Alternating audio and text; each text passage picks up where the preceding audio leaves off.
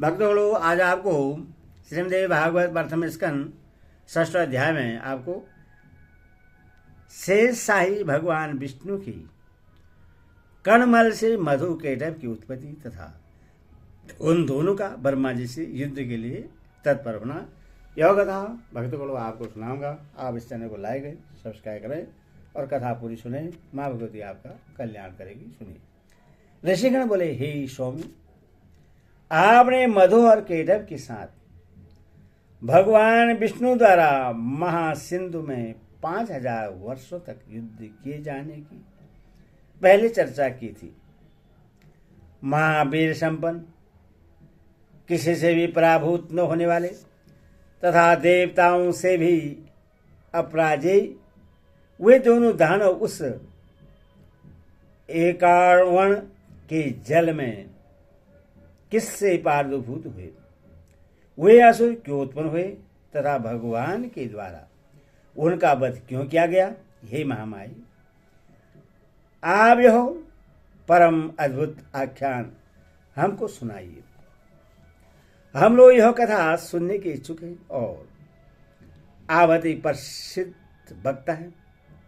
हमारा और आपका यह संपर्क देव योग से ही हुआ है। मूर्ख के साथ स्थापित किया गया संपर्क विष से भी अधिक अनिष्टकर होता है और इसके विपरीत विद्वानों का संपर्क पीयूष रस के तुल्य माना गया है।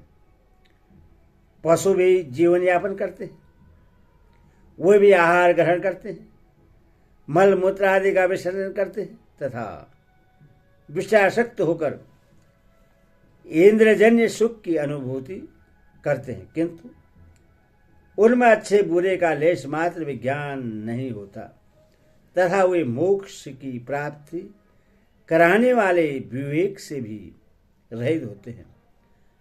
अतएव उत्तम बातों को सुनने में जो लोग श्रद्धा भाव नहीं रखते, उन्हें पशु तुल्य ही समझना चाहिए। मृग आदि बहुत से पशु स्वर्ण सुख का अनुभव करते हैं और काल विहीन सर्व भी ध्वनि सुनकर मुक्त हो जाता है। 5 ज्ञानेन्द्रियों में स्वर्णेन्द्रिय तथा दर्शनेन्द्रिय दोनों ही शुभ होती है, क्योंकि सुनने से वस्तु का ज्ञान प्राप्त होता है और देखने से मनोरंजन होता है। हे महाभाग, विद्वानों ने निर्धारित करके कहा है कि सात्विक, राजस और तामस भेदानुसार स्वर्ण 3 प्रकार का होता है। वेद शास्त्रादि का स्वर्ण सात्विक, साहित्य का स्वर्ण राजस और युद्ध संबंधी बातों तथा दुष्सुरों की निंदा का स्वर्ण तामस कहा गया है। प्रज्ञावान पंडितों द्वारा सात्विक स्वर्ण के भी उत्तम, मध्यम तथा अधम ये 3 प्रकार बतलाए गए हैं। उत्तम स्वर्ण मोक्ष की प्राप्ति कराने वाला, मध्यम स्वर्ण स्वर्ग देने वाला तथा अधम स्वर्ण भोगों की उपलब्धि कराने वाला कहा गया है। विद्वानों ने अच्छी तरह सोच समझकर ऐसा निर्धारण किया है। साहित्य भी 3 प्रकार का होता है। जिस साहित्य में सभी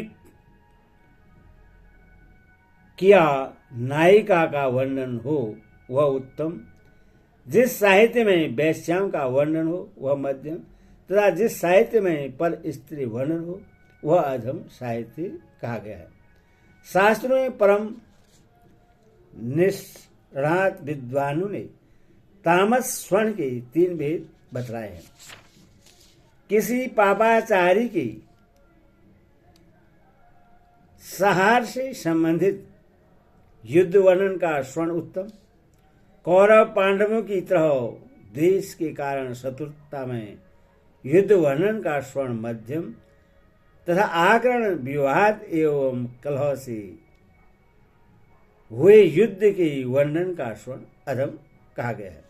हे महामते, इनमें पुराणों के स्वर्ण की ही प्रधानता मानी गई है, क्योंकि इनके स्वर्ण से बुद्धि का विकास होता है, पुण्य प्राप्त होता है और समस्त पाप नष्ट हो जाते हैं। अतः हे महामते, पूर्व काल में देवायन महर्षि व्यास से सुनी हुई समस्त कामनाओं को सिद्ध करने वाली परम पवित्र पौराणिक कथा कही है। सूर्य बोले, हे महाभाग, इस पृथ्वी लोक में आप लोग धन्य हैं और मैं भी धन्य हूं, क्योंकि आप लोगों में कथा स्वर्ण के प्रति और मुझ में कथा वाचन के प्रति विवेक जागृत हुआ है। पूर्व काल में प्रलयावस्था में जब तीनों लोग महाजल राशि में विलीन हो गए और देवादिदेव भगवान विष्णु शेष शैया पर सो गए तथा विष्णु के कानों की मैल से मधुकेट नामक 2 दानव उत्पन्न हुए और वे महाबली दैत्य उस महासागर में बढ़ने लगे। वे दोनों दैत्य कीड़ा करते हुए उसी सागर में इधर उधर भ्रमण करते रहे। एक बार कीड़ा परायण विशाल शरीर वाले उन दोनों भाइयों ने विचार किया कि बिना किसी कारण के कोई भी कार्य नहीं होता। यह एक सार्वत्रिक परंपरा है। बिना किसी आधार के आधे की सदा कदापि संभव नहीं है, अथवा आधार आधे का भाव हमारे मन में बार बार आता रहता है। अति विस्तार वाला तथा सुखद यह जल किस आधार पर स्थित है? किसने इसका पूजन किया? यह किस प्रकार उत्पन्न हुआ और इस जल में निमग्न हम लोग कैसे स्थित हैं? हम दोनों कैसे पैदा हुए और किसने हम दोनों को उत्पन्न किया? हमारे माता पिता कौन हैं? इस बात का भी कोई ज्ञान हम दोनों को नहीं है। सूर्य बोले, इस प्रकार चिंतन करते हुए किसी निश्चय पर नहीं पहुंचे और तब केटव ने जल के भीतर अपने पास स्थित मधु से कहा। केटव बोला, हे भाई मधु, हम दोनों के इस जल में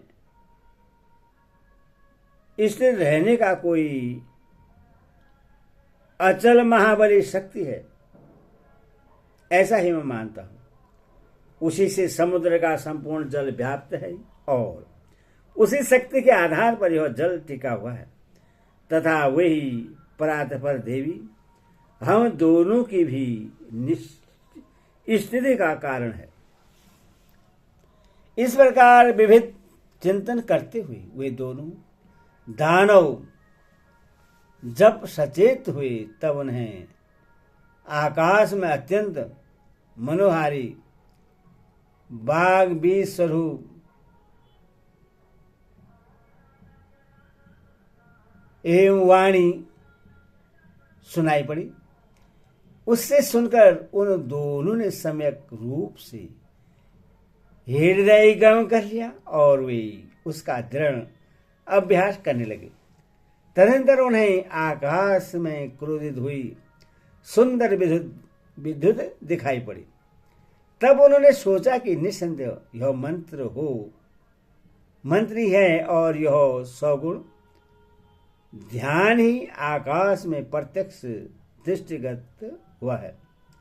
तदनंतर वे दोनों दैत्य आहार का परित्याग कर इंद्रियों को आत्मनियंत्रित करके उसी विद्युत ज्योति में मन केंद्र किए हुए समाधस्थ भाव से जब ध्यान करने में लीन हो गए। इस प्रकार उन दोषों ने 1000 वर्ष तक इस प्रकार उन दोनों ने 1000 वर्ष तक कठोर तपस्या की। जिससे वे पराशक्ति उन दोनों पर अतिशय प्रश्न हो गई। घोर तपस्या के लिए अपने निश्चय पर दृढ़ रहने वाले उन दोनों दानों को अत्यंत परेशान देखकर उन पर कृपा के निमित्त यह आकाशवाणी हुई, हे दैत्यो, तुम दोनों की कठोर तपश्चर्या से मैं परम प्रसन्न हूं। अतः तुम दोनों अपना मनोवांछित वरदान मांगो, मैं अवश्य दूंगी। सूत जी बोले, तदंतर उस आकाशवाणी को सुनकर उन दानों ने कहा, हे देवी, हमारी मृत्यु हमारी इच्छा अनुसार हो। हे सुव्रते, हमें आप यही वरदान दीजिए।